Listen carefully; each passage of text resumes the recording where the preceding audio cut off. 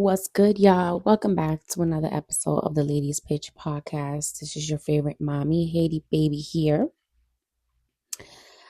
What is going on, y'all? Listen, oh my God, it is about 100 degrees today. It is so hot up here, up north. And I must say that I just don't look appropriate for camera. It is way too hot. I am baking, so we're just going to keep this week strictly audio, okay? I promise you guys I will have some visuals for you guys on the next episode, but for now, you're going to have to listen to the sexy voice, all right? This is probably going to be a short one because this is just something that has been on my mind, and I just, like I've always said, podcasting has always been an outlet for me to vent, to release. You know, you're more than welcome to listen to me and my thoughts. And, if it relates, if it helps you feel better, if you have any words of encouragement or just want to share something, that's relatable, you're more than welcome to do so. Don't forget to like, subscribe, share, review the podcast on all streaming platforms. You can find the Ladies Pitch podcast on Instagram at Ladies Pitch, and on YouTube, our YouTube handle is at Ladies Pitch. So make sure you subscribe. I had something recently occur to me, and I don't want to say occur to me, but something occurred. And I won't get too much in detail, but just the overall outcome and the reaction it sparked within me.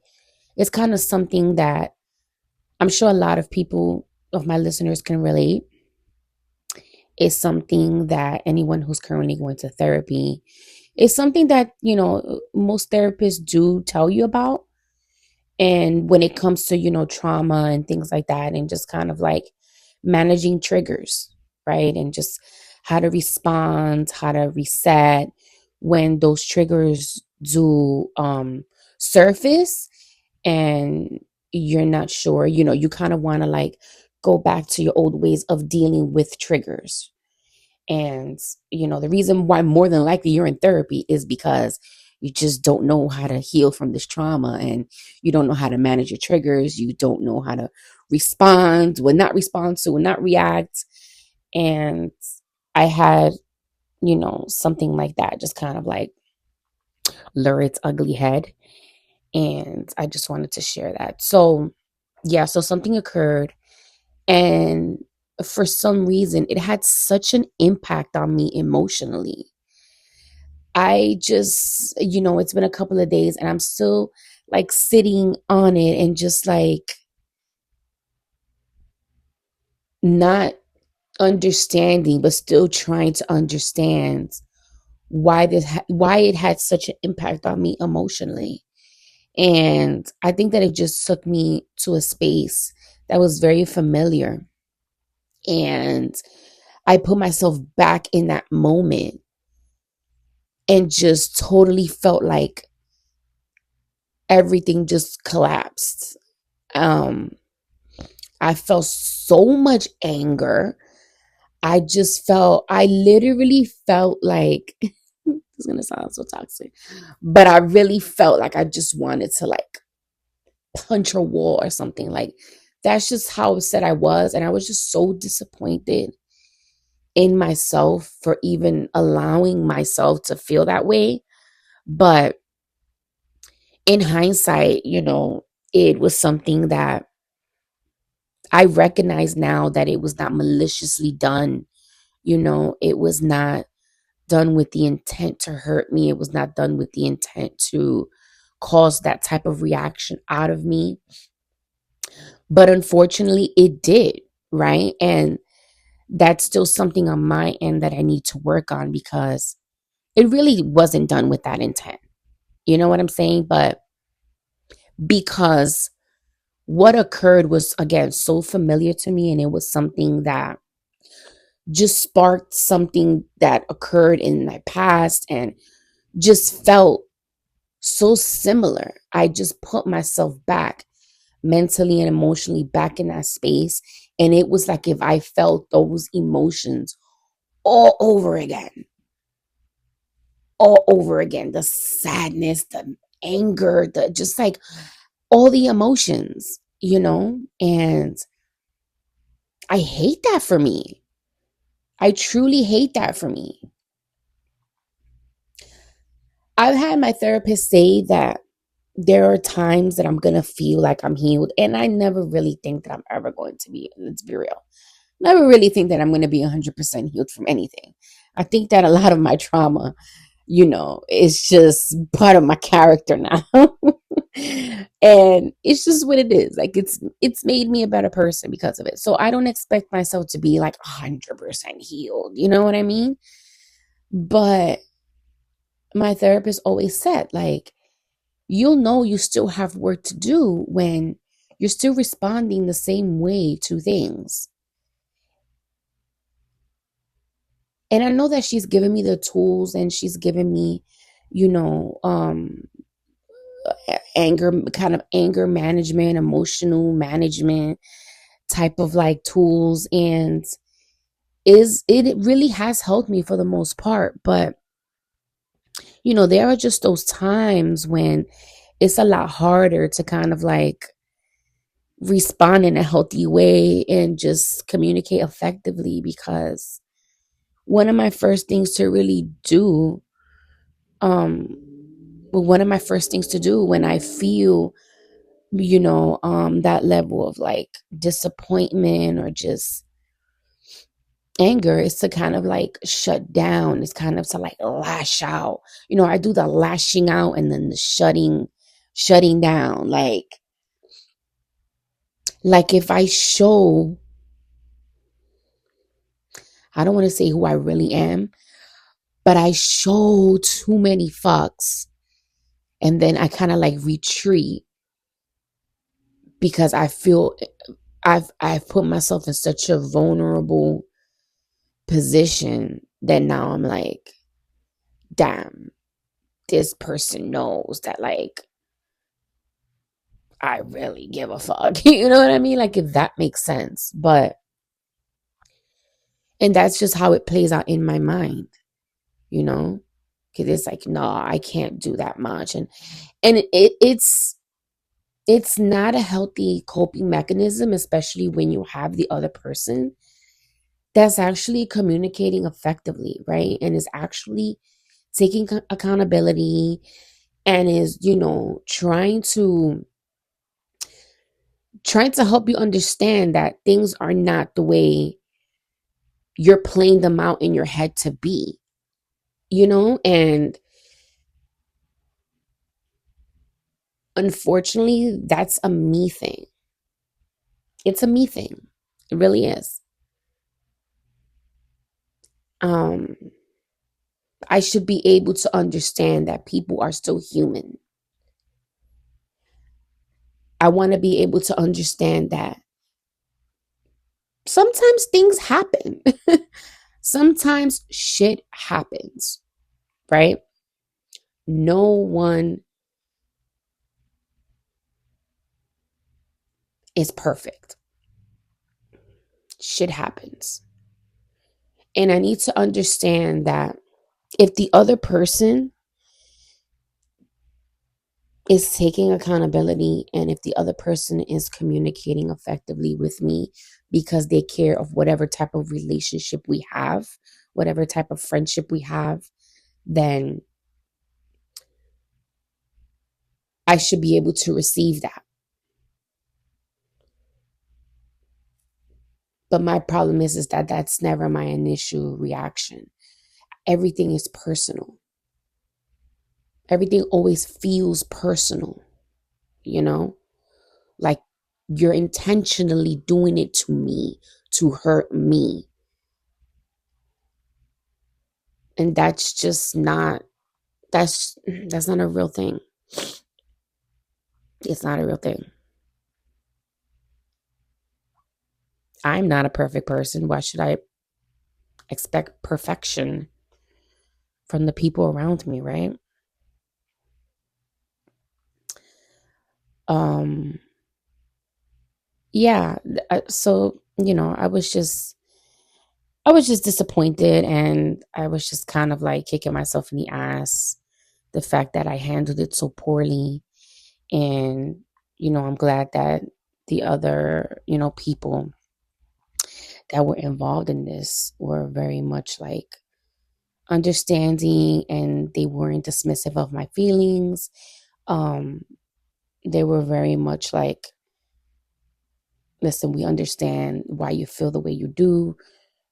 We apologize in the situation, and, moving forward, like, we'll be able to communicate um, in a better way, which is great. And I think that was a lesson for myself. I don't know why. I don't know. I really don't know. I'll be real with you. I really don't know. But um, it's just, it is what it is. I'm a work in progress. I have bad days, I have good days. Human, just like everyone else. Everyone has good days, everyone has bad days, right? So I'm glad that I'm able to reflect back on the situation and able to break it down and kind of like understand where and what I need to continue to work on. Um, I'm definitely going to be bringing it up to my therapist and see if we can kind of like, you know, I don't know, chop it up together and get to the bottom of it.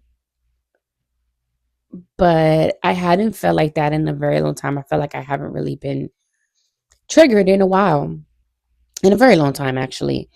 And it was just like, it just happened suddenly. I'm like, ugh, great.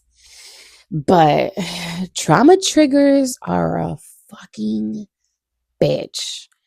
They are a bitch. And anybody that's like struggling with, getting past any like old childhood trauma or relationship trauma or PTSD, like they would understand just how difficult it is to kind of like navigate through those triggers and those emotions when they surface. And, it's just something that is continuous work. And you kind of, you have to give yourself some grace.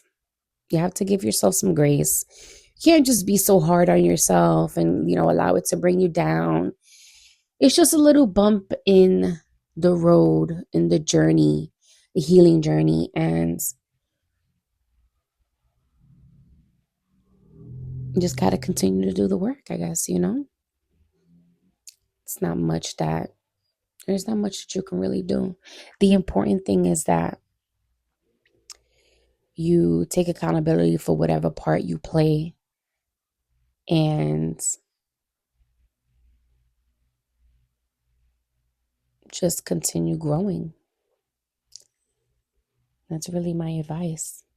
I try to journal a lot because when things have kind of subsided, I always like to read back on how I was feeling in the moment or, in the process of things. And that's really where like